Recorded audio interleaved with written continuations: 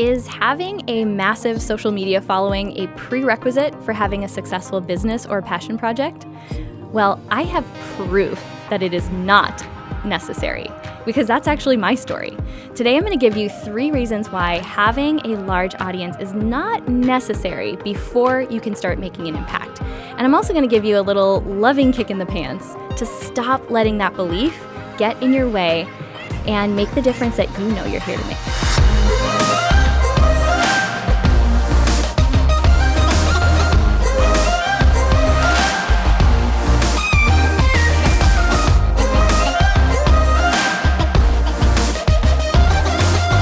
Welcome back to the podcast. I'm so excited to hang out with you today and talk about something that came up recently in a panel interview that I was a part of. I was at my friend's event and I was sharing the stage with some seriously kick-ass women, like the kind where you look around and you're like, was everyone else busy? Did they just need to fill a spot?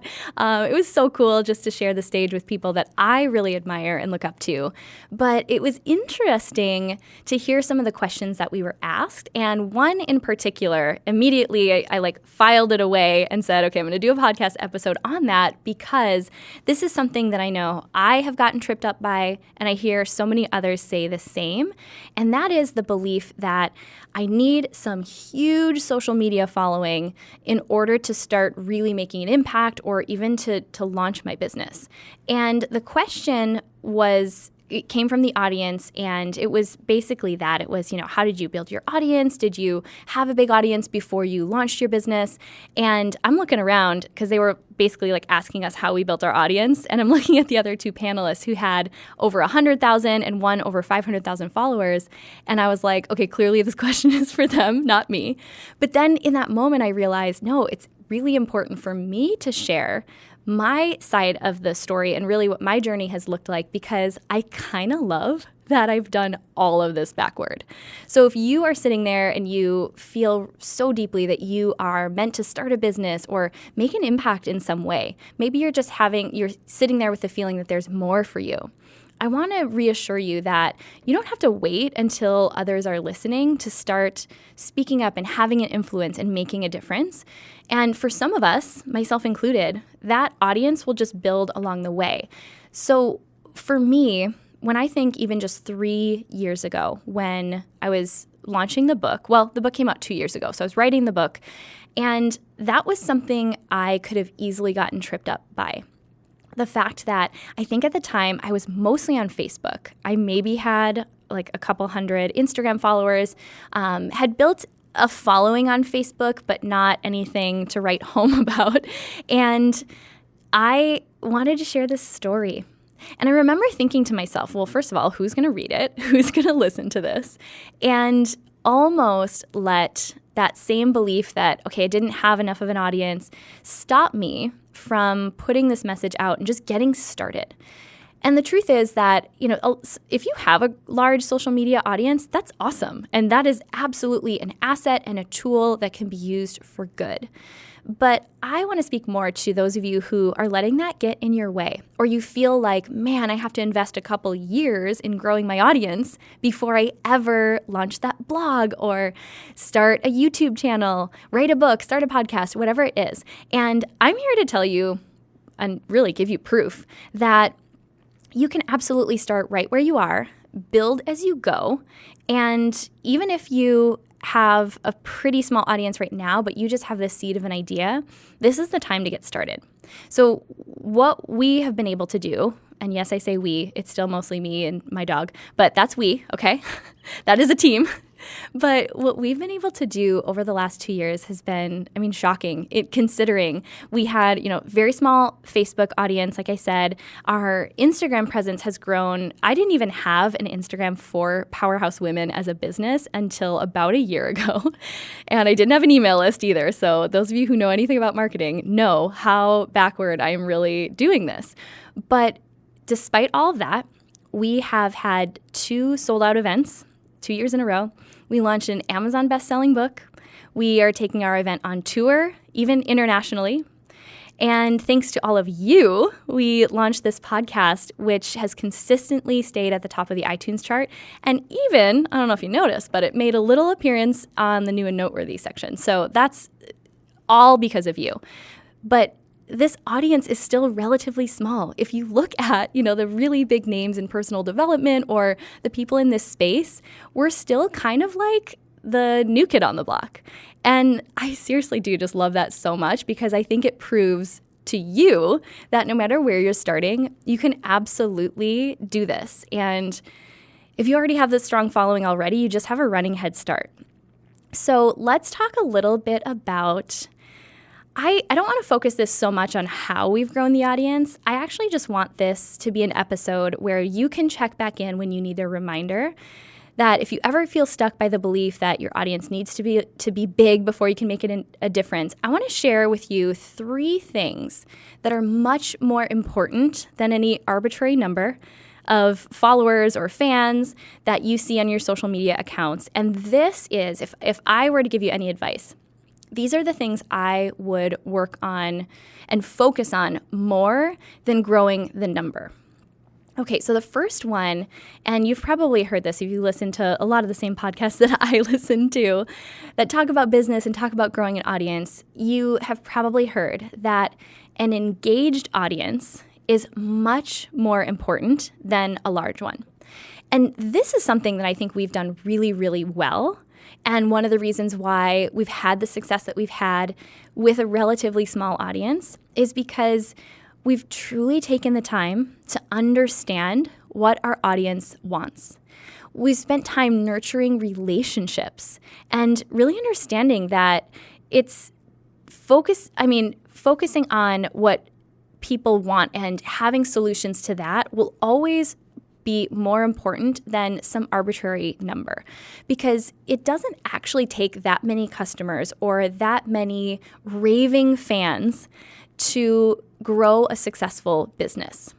And when you focus on developing the relationships with people who you actually want to connect with, that's always going to be a smaller number than the total amount of people out there on social media. You really want to find your tribe, your girl gang, the people who you directly know you can impact their life. So a couple of ways that we have done this and just really created an engaged audience who shows up when we launch things and shows up for events, really shows up for themselves, is we ask questions and we engage in conversations. Especially if you're positioning your brand or your product as something that's going to solve people's needs, people don't want to just hear about that all the time. They want to hear about what's most important to them. And the more you understand that and can speak about what you offer in the context of, hey, I know what's going on in your life, and here, this might really help you, or here's what we've found makes a difference, then it starts to create this conversation. People don't want to be talked at. They want to be invited into a conversation and see how it directly impacts their life. So things like asking for feedback, taking polls, shouting out the people who have been loyal to you and, even if you don't have a business yet, who have really supported you along the way. The more you can focus on others and genuinely engage and get their opinions, the more, and I think the more quickly your audience and your impact is going to grow. And then the other thing is, in terms of building that trust and building that engagement, is where appropriate to be vulnerable. Now, vulnerability, I think, is a little bit being overused. It's almost being used as like a gimmick nowadays. So again, I cringe at saying that. But I think you know the difference. I feel like the people who are going to vibe with our message know the difference between, vulnerability as a gimmick and something just to get a reaction out of people versus, for me, this journey it was shocking to me that the more I shared how not together I have it, the more it actually pulled women into our community, the more they felt like they had a place here too. So if you've got it going on, don't be shy about sharing that too. But, where could you share a little bit more vulnerably with your audience what you're struggling with? Because truthfully, it is our struggles in life that unite us. It's giving people that feeling that if they're struggling with something, they're not the only one, that is really going to have them not just want to hit follow, but truly engage in the content and eventually the products and services that you are going to offer. So engagement, far more important than the audience size. The second one, and this is something, again, I'm like not great at. I'm really working to be better at this. But the second thing that's way more important than just having a large following is if you plan to use social media as a platform to grow your impact, you have to show up consistently. And again, I'm like preaching to the choir right now. I'm like telling myself this just as much as you. Sometimes for me, social media isn't my biggest focus, and so it can easily start to fall by the wayside. But I truly am committed to connecting with people on that platform and, being a voice that gives them encouragement and inspiration when they need to. So I can remember, especially when I was brand new starting out, it felt like when I would post or I would do a Facebook Live and show up. I remember the first Facebook Live I did. I turned like bright red, but I just kept going. And it felt like I was kind of talking into a vacuum, like no one was listening. Especially when you have maybe a new message and you're just starting to pivot, either, pivot your business from a previous one or starting to put yourself out there as someone who has something to say. At the beginning, it might feel like you're speaking to no one and you hear crickets. That cricket sound effect would have come real handy right now. So even at that stage, I want you to know, and trust me on this, people are watching. People are listening. And it's almost a bonus when your audience is smaller. This is what I told myself, at least. It was a bonus that I didn't have that many followers, so I could put myself out there and test content and improve while my audience was small and there were fewer eyeballs judging me. Then maybe I would have been more afraid to just put a Facebook Live out there where I turned bright red, and I would have been like embarrassed. So for me, I looked at it as a strength when my audience was the size a lot smaller than it is now, to use it as an opportunity, even if it felt like no one was listening. That was the perfect time to just put content out there, good content, and test it out, practice, get more comfortable sharing my story, both in video and in written posts, and just trust that the people who resonated with what I was saying were gonna find me. And those that didn't, it was fine with me if they chose to unfollow, if it didn't really serve what they were looking for. So I want you to think about that, especially if you right now feel like you have a super small following. That is the perfect time to start testing content and putting stuff out there. And then the third thing that I would say is far more important than having a big audience, and this is a big one. This is probably the thing that I have built my whole life around, is to genuinely care. This sounds really simple, but nothing could be more important. And this is regardless of your audience size. People can tell. I am a big believer that, we can read energy even through a social media platform. And I think people can tell if you genuinely care about them and care about connecting with them in real life, not just online, versus if it's all about just gaining a new follower. And when I look back at the journey of how we have grown Powerhouse Women as a community and as a brand, it's literally built on this. I didn't have a big audience, so I just went deep with the people that I did have. And these are still people in my life. These are lifers. These are women who are never getting rid of me because I will find them. But they're people who know that no matter how big and crazy this journey gets, I actually care, and I will show up for them, and I want to be known as that person. So I literally I grew this business by taking a genuine interest in people and who they are, because I think that people can hear and feel if you're genuine and if you are connecting with them to get something out of it versus you just genuinely want to know about them and their life and where some of your strengths might be able to impact them in a positive way. And I don't know about you, but nothing is worse than meeting someone you've admired from afar on social media, maybe like meeting them in person, only to find out they're just not really who you thought they were. Now, honestly, this hasn't happened a whole lot to me, but I've heard other people share experiences where they just had these high expectations of someone because they love following their social media. And these are people who had huge followings. But then to meet in person and realize, okay, wow, that person comes across online like they really do care, but in person it just didn't feel that way. Now, not saying anything about, we all have our own stuff, and some people, I know, even for me, I'm more of an introvert, so there's probably some of that going on too.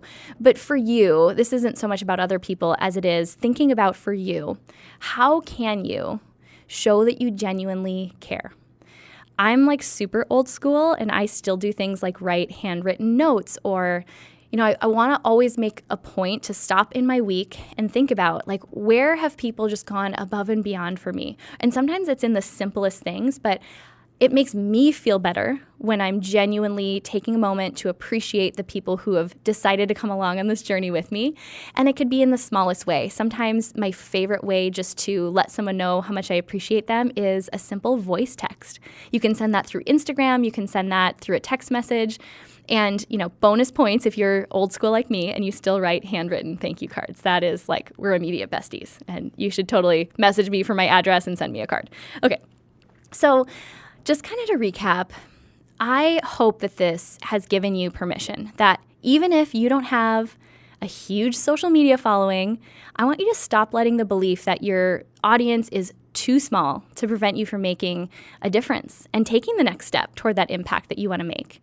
Always remember that behind a computer screen or behind an app is a real living and breathing human being. And as humans, we are wired for connection. So let's never get too caught up in the number of followers on an account. Let's genuinely care about connecting with those people. They're more than just a number. And the more you genuinely care about connecting with them and truly understanding them and their lives and the things that they're challenged by, the more your genuine influence in people's lives will grow. And I think that is what really matters. So, I guess this is kind of a good time to just say, let's be Instagram friends and Facebook friends if we aren't already. In our show notes, we always link where you can find us, but on Instagram, it's just powerhouse_women. And I would love if you would send a message letting me know that you listened to this episode so I can follow you back. At least we can all do ourselves a solid and start to grow our influence that way. And then, of course, if you're not already part of our Facebook community, you can find that if you just go on Facebook and search Powerhouse Women Community, you click to join. We have just a couple of questions you answer to lay down some ground rules, and keep the group super clean. And then you're in. And that's a great way to connect with more women too. So whether you hang out more on Instagram or Facebook, we have got you covered. And we genuinely want to connect. We want to hear from you. And whatever we can do along this journey to support you and to just keep encouraging you, that's exactly what we are here for. So just remember, you are not meant to do this alone, and you don't have to.